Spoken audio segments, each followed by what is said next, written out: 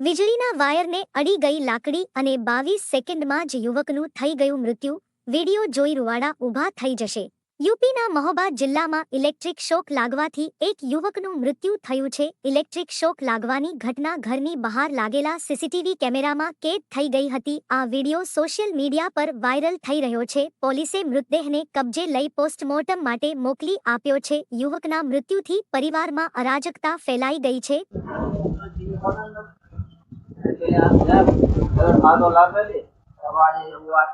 एक